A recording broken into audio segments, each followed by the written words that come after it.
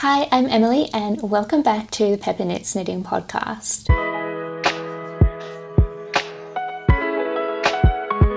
I'm a knitter based in Perth in Western Australia and thank you for joining me for episode 21.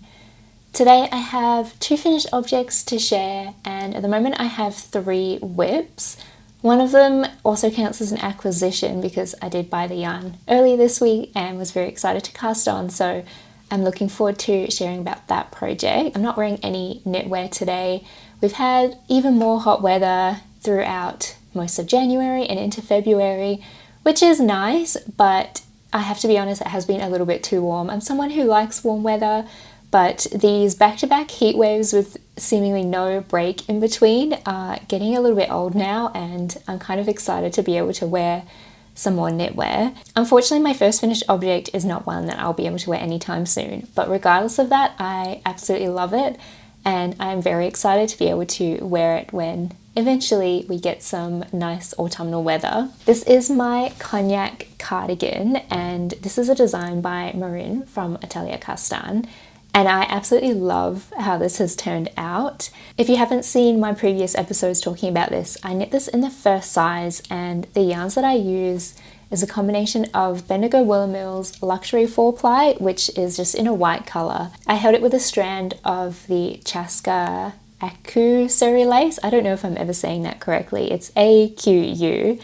And I swatched these together and I absolutely loved how the fabric turned out. I really loved the subtle marling that came from holding these 2 yarns together, and I think in this kind of light airy fabric it gives a really pretty and feminine look to the cardigan. You can definitely see a lot of light is coming through. It is knit at quite a loose gauge. I think it's a 15 stitch gauge, and to get that gauge I did have to go down a needle size for the body, and I think I also went down one for the button band and the ribbing on the bottom. In the last episode I had just about picked up one of the sleeves and had started knitting it, and I could see in that podcast, I think I realized how tight my sleeve was looking compared to the body. It is a contiguous sleeve construction, so the way that you work the sleeve is all of this is shaped in the round, and then you do have a little bit of a sleeve here from where you split for sleeves, similar to a raglan where you put the body stitches and like you work the body stitches and put the sleeves on hold. So you could see that there was quite a difference in my gauge, and I think you can probably also see it a little bit still here. Just where the beginning of my magic loop was particularly tight, and then I think I've kind of evened out a little bit across the rest of the sleeve. So all of that is to say I did go up a needle size for the sleeves compared to the body. So I guess technically this was knit on a 6mm, which is a recommended needle. The body was knit on a size smaller. I've only recently started knitting magic loop sleeves on larger needles. I don't know if that's maybe me, I've just noticed that my tension is different and needs that, or if somehow my knitting has changed, but yeah, I definitely think it's something I will probably keep doing in the future as I'm knitting sleeves. I also really love the double knit button band. I think it makes the cardigan look overall a little bit more polished and a little bit less handmade. Not that there's anything wrong with that, but I think if it had the knitted like a ribbed button band or something, it might look a little bit more casual. So for the button band, I did originally knit it on a larger needle, which I think was a 5mm, as suggested in the pattern. And as I started knitting it, I could just see that it looked a little bit messy, the gauge was a little bit loose. I was also worried it might lead to some weird bulging if my gauge was very different on the button band and tighter on the body. So I did rip that out and started again on a 4.5, and that's definitely looking a lot better. You can definitely notice down here on this side of the button band, it does look a little bit messy and my tension is probably a little bit too loose. I think I started it and then realized it was looking a little bit loose and then managed to tighten up for the rest of the button band on this side.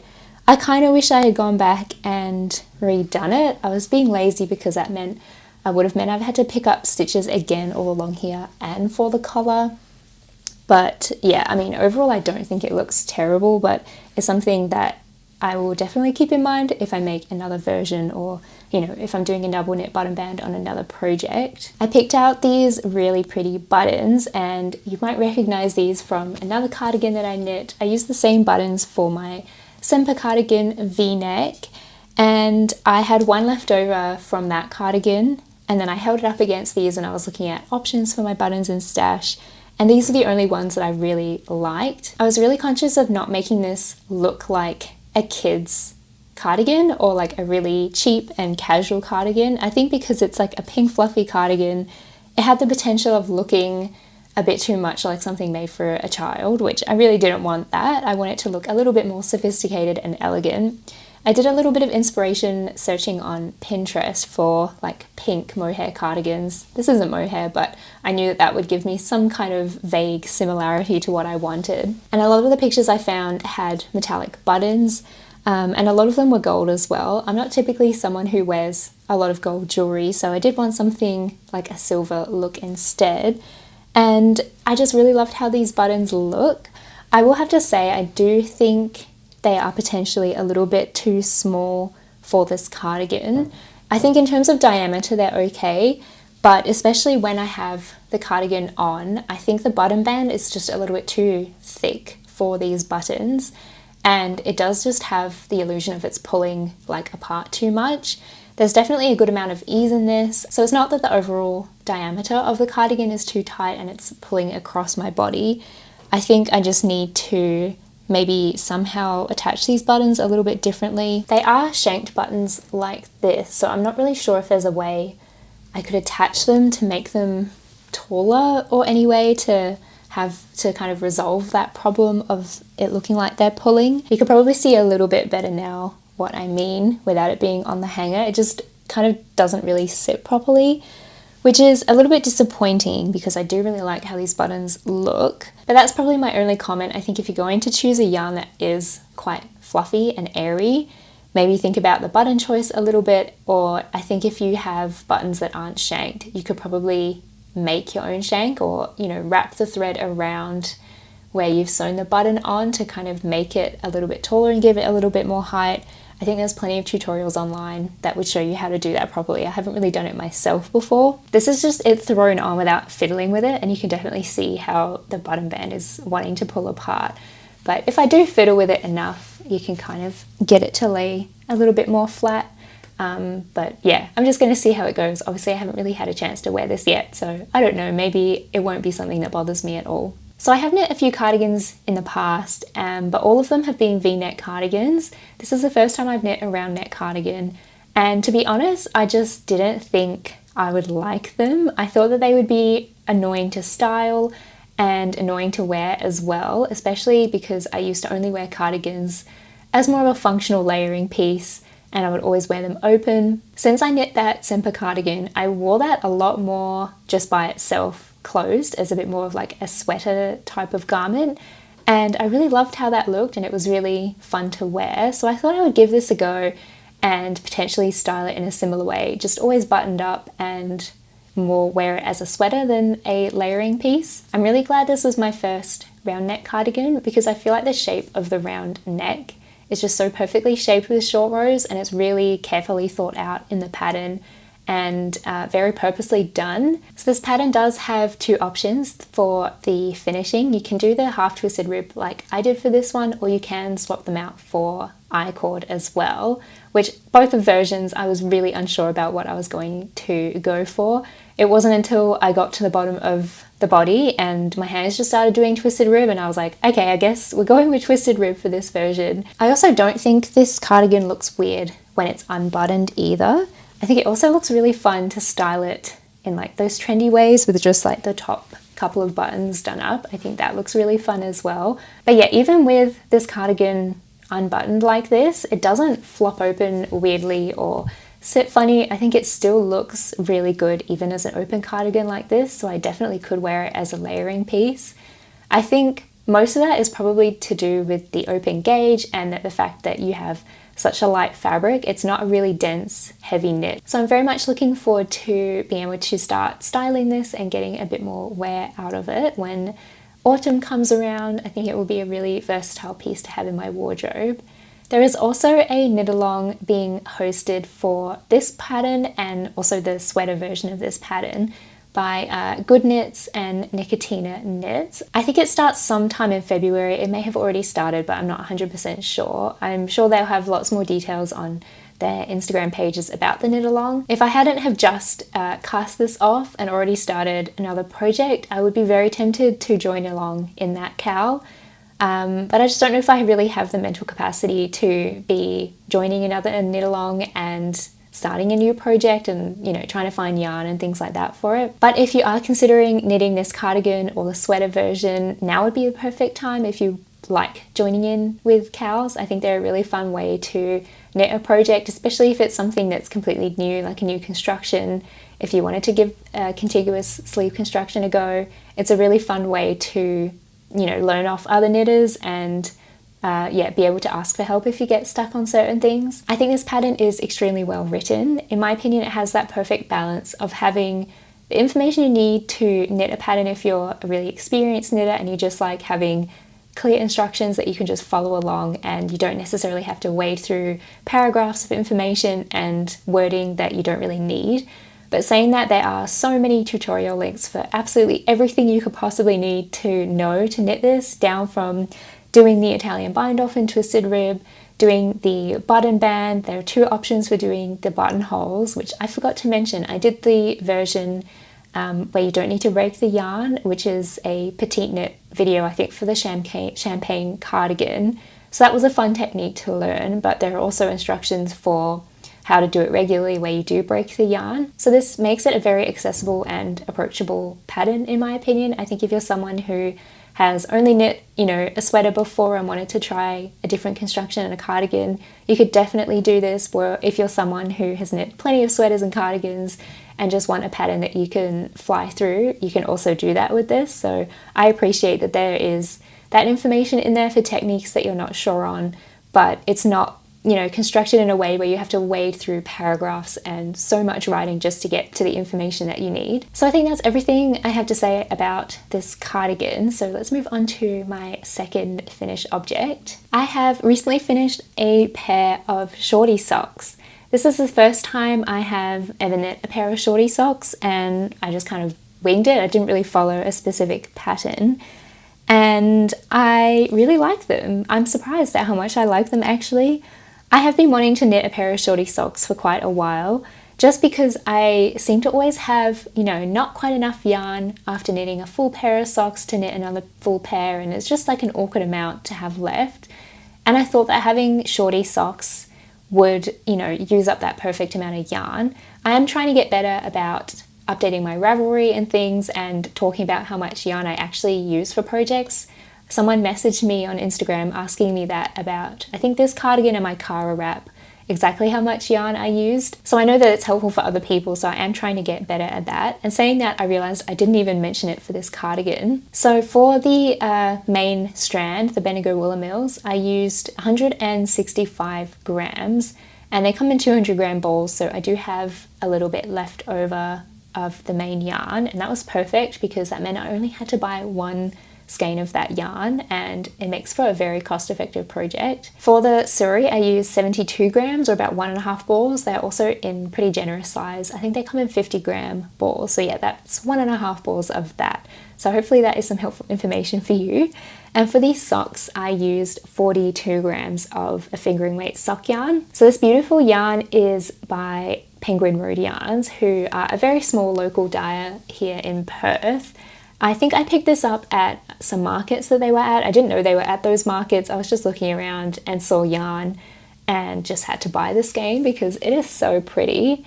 I think it's just their regular sock base, and I'm pretty sure the colorway was called Jasmine. I used this yarn before to knit a pair of DK weight socks for my sister-in-law. I held it with a white mohair and just knit a regular vanilla pair of DK weight socks. So I had quite a bit of yarn left over, and I still have yarn left over after knitting this pair as well. I also did a contrast cuff using, I don't even know what yarn this was. It was honestly the tiniest little scrap that I had used and put into my sweet shop blanket, which I will show in a minute. So I had the tiniest bit left that I didn't really know what to do with, and I have been wanting to knit socks with these contrast cast on edge because I just think it looks really fun, and I had the absolute perfect amount to knit this. I literally split what I had in half, so I know that I would have enough to do the cast on for both socks, and it was just meant to be. It was like the perfect length of yarn. It also felt good to actually use that yarn up and not, you know, have a tiny piece of yarn sitting in my stash or just throwing it away. So like I said, I kind of just made these up on a whim. I didn't really follow a pattern. I do have like the recipe or, you know, vague notes on my Ravelry. I'm not the best at making very detailed essays of notes on Ravelry. I just kind of put bits of information that I want to note down, usually for myself. So if there is, you know, particular things about a project that you would find helpful to have in Ravelry notes or talk about in a podcast episode, for example, talking about yarn weights and how much yarn I actually used, do let me know, because I'm more than happy to share that, and it's probably beneficial for me if I want to knit more projects like that in the future. I can look back and actually have those notes for myself to refer to. So I knit these on 2.25mm needles, and I did knit them using Magic Loop. Usually I will knit socks on small circulars and then just swap to Magic Loop for the heel and the toe. But seeing as I was pretty much going straight into the heel and then knitting the foot, I just ended up using Magic Loop the whole way. I think that also came to my advantage because that meant these are a fairly tight gauge. The stitches look really small to me and the fabric does feel a little bit more dense, which is fine. That's kind of what I wanted. So I cast on 64 stitches using this contrast color, and then I went straight into, I think, 8 rounds of half twisted rib. I think the half twisted rib just looks really nice, and maybe I was on a bit of a kick after doing it in this Cognac Cardigan. So I just, you know, went for it, didn't really think about it too much.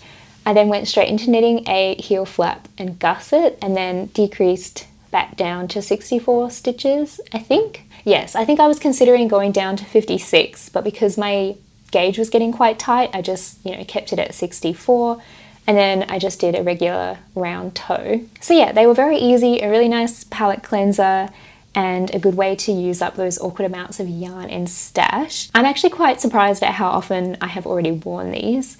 I don't get a huge amount of wear out of my regular longer hand knit socks. They're mainly just around the house socks. I don't really wear them in shoes.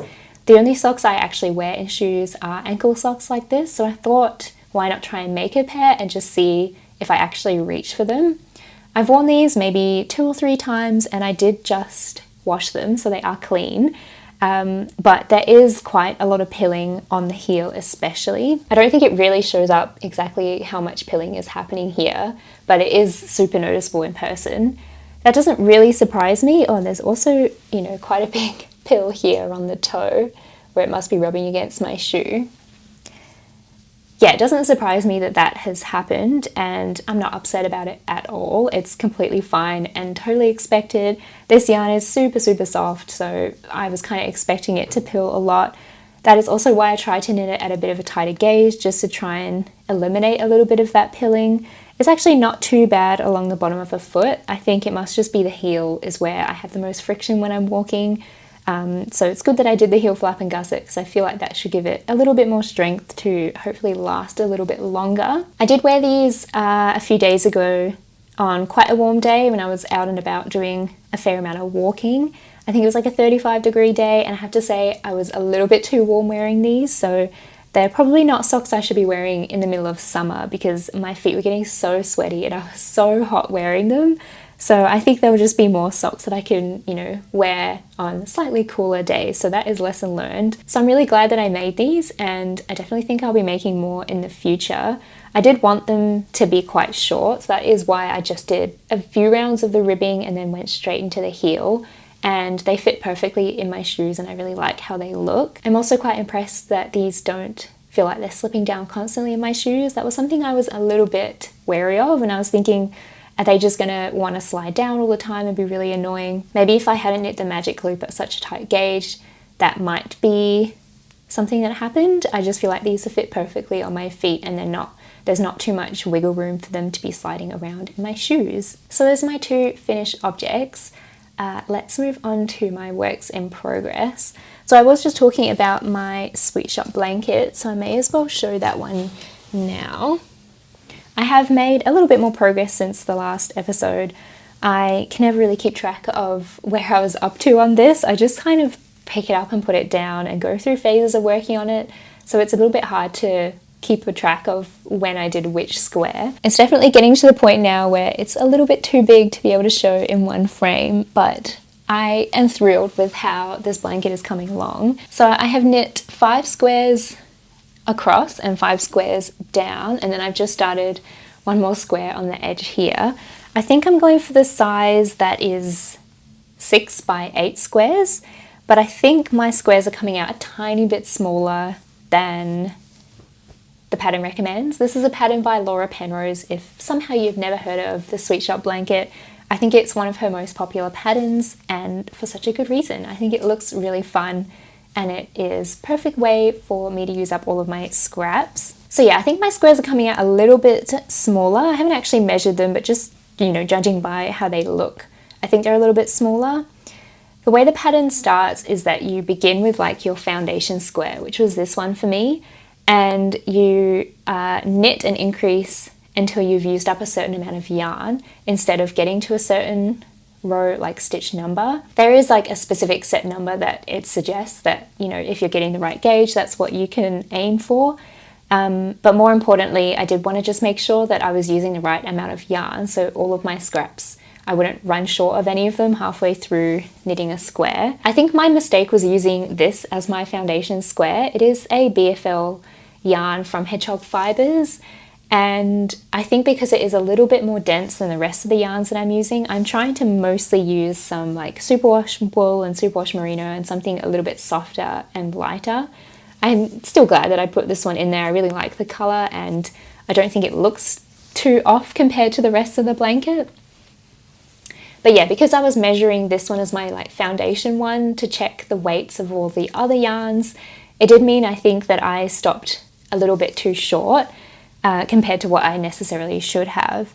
But saying that, I'm obviously so far through the blanket now, I really don't care that much, and it does mean that I definitely have enough yarn. And if I'm thinking, oh, this one might be a little bit tight, I might run out of yarn, I can probably make it work because I know that my squares aren't going to be huge, and like this is kind of like my worst case scenario of using yarn. So yeah, I thought that would be something interesting to note on this blanket, seeing as there's not like a huge amount of progress to show, and there's not, you know, more for me to talk about because I'm basically just doing the same thing throughout the rest of this blanket. Although there was one other thing that I wanted to mention. I think it was these squares here.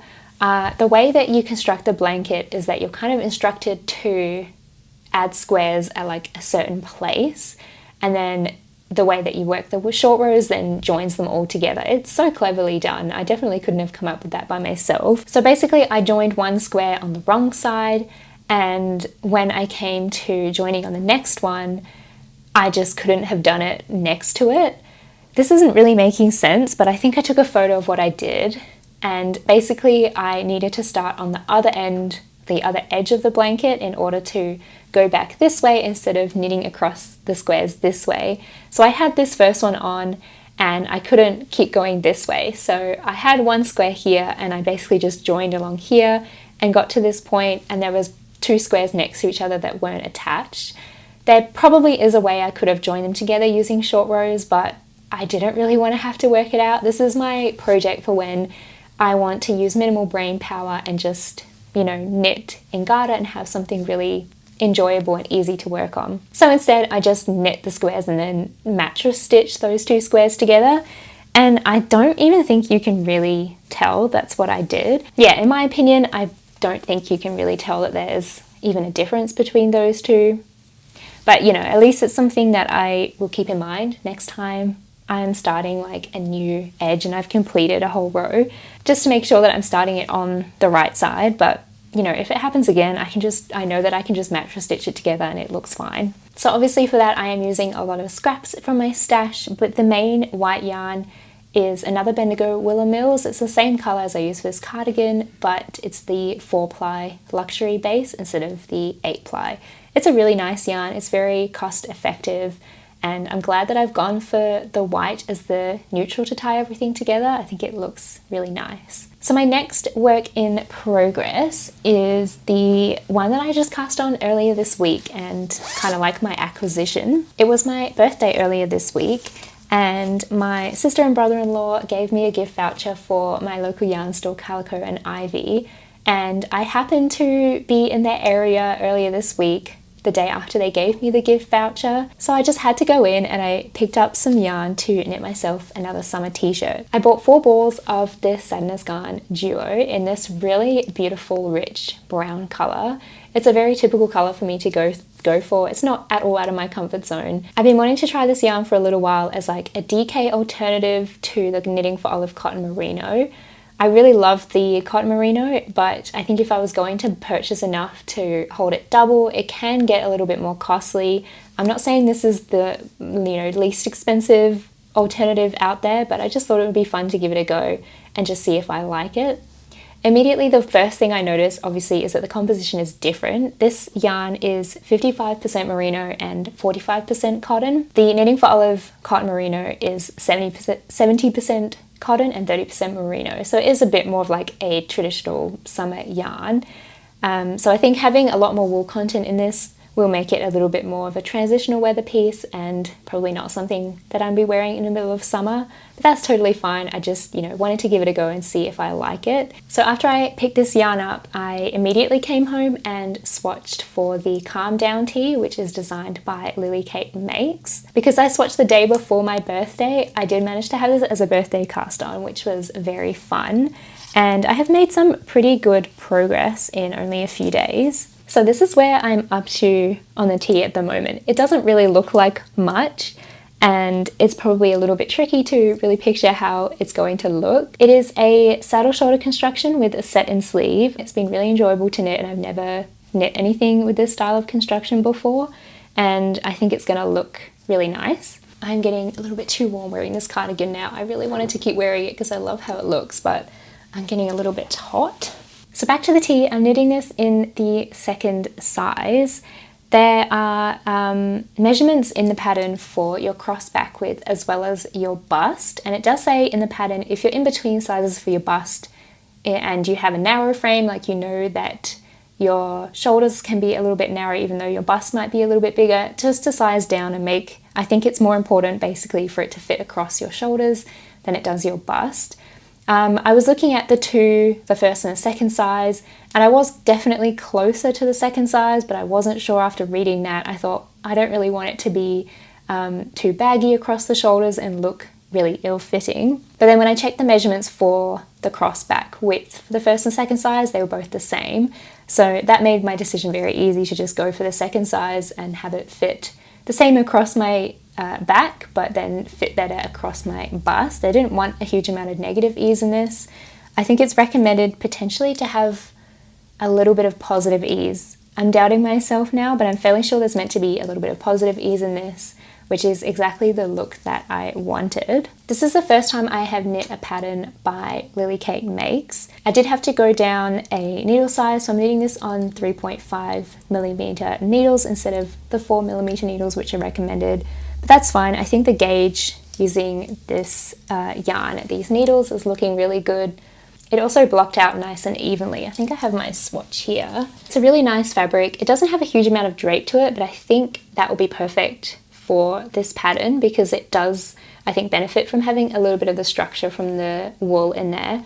I did almost buy the Sandnes Garn Line yarn, but I think for this design, I was kind of set on knitting this pattern, and I just couldn't really picture having it in a really drapey fabric like the Line gives. I think because that's like a linen viscose blend, I just didn't really think it would be the right yarn for this pattern. It does always take a bit of time, I think, to get used to a new designer's writing style, and I did have a few moments where I was not 100% sure on what I was doing. I think that mainly came from doing the beginning. So basically the way this is constructed is that you knit these ribbed sections here and then pick up stitches along them and then cast on for the back and then go back and pick up stitches along the second saddle shoulder. You are then left with these stitches on hold, which are then incorporated into the sleeve, and then that ribbing goes all the way down the sleeve, which looks really nice. I just wasn't 100% sure what I was doing with these stitches. It just doesn't hold your hand in the pattern to say, put these stitches on hold and leave them on hold and then pick up these stitches. Like maybe just a diagram or something would have made that a little bit easier to follow. as soon as I looked at the sample pictures in the pattern, I was like, okay, that makes sense. They stay on hold and then I'm picking them back up when I do the sleeves. But it just would have been, I think, nice to have a diagram or just like a very clear instruction to say, leave them on hold, they're meant to be on hold, and then you're moving on in this direction and picking these stitches up. The other thing I noticed, I just joined the fronts this morning, and obviously you're doing armhole shaping around here, and I haven't seen this in any other paid for patterns, but it did just say when you're doing the armhole shaping, like in that section of the pattern, it said do the same as you did for the back, which is fine. Like, it's not hard to go back to that section of the pattern and follow those instructions. But yeah, it's just something a bit unusual that I noticed that I hadn't really seen in other patterns. Usually they will like continue writing out even the same set of instructions. It's definitely not something that puts me off knitting more of this designer's patterns, but I am someone who just likes to follow a pattern and not necessarily have to use my brain too much, and I like having clear instructions and just being able to like knit away and not necessarily have to think. Obviously, like with these stitches that are on hold, it was very easy for me to stop and just think about it logically and realize like, oh, obviously they stay on hold. I guess I just like having a pattern tell me those things without me having to necessarily think about it too much. But yeah, I mean, it's not a huge thing. I will also say that I think your row gauge in this pattern is very important, and it does state that at the beginning of the pattern. The only thing with that is that I feel like it's hard to match your row gauge and your stitch gauge in every kind of yarn and every way of knitting. I feel like row gauge differs so much between knitters and between yarns, and just the way that you knit and how you're blocking things, and the yarn that you're using and how much like weight that has and how much it pulls it down. It does just tell you to knit X amount of rows for each section, especially when you're shaping the yoke like this. You can see here that I have like put markers where I was counting number of rows, which is fine. Like, I am happy to do that, but I do prefer when patterns also state the measurement of how long that should be, just so you know you're on track and you know you haven't completely messed up your row gauge, even if you have done a swatch and it's changed since. I do just like having that like second sense check just to make sure that you're on the right track. Like at the end of a section, just say knit like 20 rows, your work should measure this many centimeters. I do really appreciate having those little details in a pattern. And then it's kind of up to the knitter to decide whether they add more rows and be conscious of that in the pattern and like making sure that they're working the right number of rows on both sides, or if they just wing it and just, you know, keep going and follow the instructions a bit more exactly. In my gauge swatch, my row gauge was a little bit short, so I am a little bit nervous about that, especially with my history of set-in sleeves being too tight and not fitting properly. Looking at this armhole depth though, I'm fairly sure this is going to be okay. I've only literally just joined in the round for the body, so I'm going to work a few centimeters on the body and then try it on and just see how it fits. And I don't think I'll get a huge amount of growth with blocking. My gauge swatch didn't grow a huge amount, so if it is feeling a little bit too tight, I will probably just have to rip it back and then add a bit more length. I suppose you can work it out yourself in a pattern. When it tells you to knit so many rows, you can use the row gauge in the pattern to calculate how many centimeters that would be, which in hindsight maybe would have been the right thing for me to do, and I might actually just do that now and just double check my length. But yeah, it's just something that I prefer to have in patterns where your row gauge is so important. So once I'm happy with the armhole depth, I might go back in and add the collar and just see how that changes it as well. It does look like quite a wide neckline at the moment, but I think once I put the ribbing on, it will look really nice. I was also kind of tempted to change the 1x1 rib to half twisted rib instead. Again, I think it's because I had my Cognac cardigan and then I did half twisted rib on the socks. I kind of thought this was half twisted rib just looking at the patterns. So when I zoomed in, I was like, yeah, I guess that is just regular rib. So I was tempted, but in the end I just kept to the pattern and I thought I'll just follow what the instructions are. Obviously gauge for half twisted rib and normal rib can be a little bit different. I didn't want to mess around with that too much. So potentially if I make another one, maybe I will swap out the 1x1 rib to half twisted rib. The ribbing also continues down the side on the body, so I think that's going to look really nice. It's kind of similar to the city top that I made that had the twisted rib going down the side. I really liked how that looked, so I'm excited to include this in another project. I have one final work in progress, and this yarn has been through the works.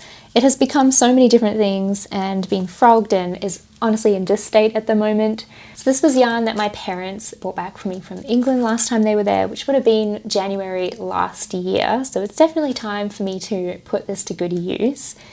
It's a yarn I've never heard of. I don't even know where they got it, but it is basically like a eucalyptus yarn that's basically 100% plant fibers. It's a very soft feeling yarn and obviously a very out there colour for me. It is this beautiful hot pink, which is very fun, but I was just struggling to know what to do with it.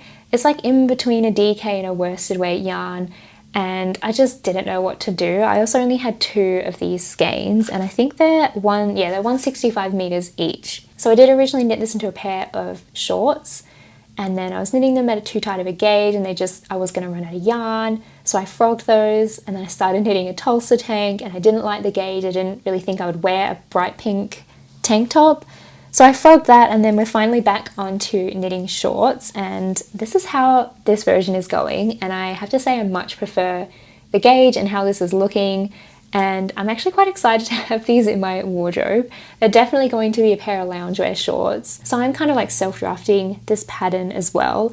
It is very loosely based on the pattern I followed a long time ago. It's not a very good pattern, so that's why I'm just kind of doing my own thing.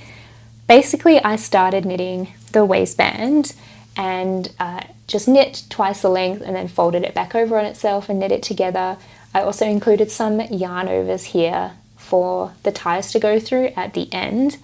And then I'm pretty much doing like a raglan to have the center front and the center back seams with 2 stitches in between and just increasing it until I get to the length that I want. So on my first attempt of shorts, I did have some quite aggressive shaping down the sides here, and it just didn't look very good. I was kind of thinking that it would make them a little bit more straight because obviously you're doing increases here. The sides do flare out quite a lot, but I think I'm just going to have to go with that and not overcomplicate things because I've knit a pair of shorts like this before. They look really good, they're super comfy. So I'm just going to have to go with that. I think I was thinking I could conserve a little bit more yarn that way, but it looked really ugly and the fit was just a little bit weird, so I just decided to omit that and then, you know, just keep it simple and yeah, go with it. So I'm knitting this on 4mm needles, and I think the gauge is looking really good. It's not too hard wearing on my hands. It's really, you know, nice to knit, but I also don't think it's too loose. When I was knitting the Tulsa tank on 5mm needles, the fabric was just too loose and yeah, just didn't really look very good, especially in a plant-based yarn. I can't remember how many stitches I cast on, which I'll probably regret if I ever want to knit another pair of these. I suppose I could be painful and count them all, but I'm not that desperate to find out. I did make sure I had a little bit of negative ease around the waist, and when I tried these on, you know, there is a good amount of negative ease. It's not super tight, but I think these will grow a very good amount with wear and washing. The other pair I've knit out of, I think it was 100% plant-based yarn as well. They've grown out so much. I do put them in the washing machine and they kind of shrink back in, but it makes them extra comfy, and they do have an I-cord tie around the waist, which is what I'm planning to do here, and then I just use that to cinch them back in. So as you can tell, this is not a super high stakes project. It's more just a fun way to use this yarn and have a really comfortable pair of shorts to wear around the house. As you can see, they're not even on needles at the moment. I took the needles out to work on the Calm Down tee because I was swatching on 4mm needles for that. So I suppose I could put this back on the needles now that those are not in use.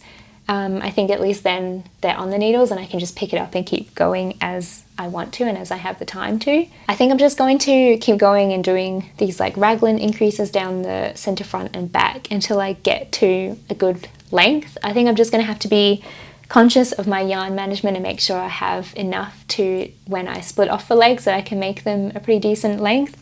They're not going to be super long, so I don't mind having only a little bit of yarn left.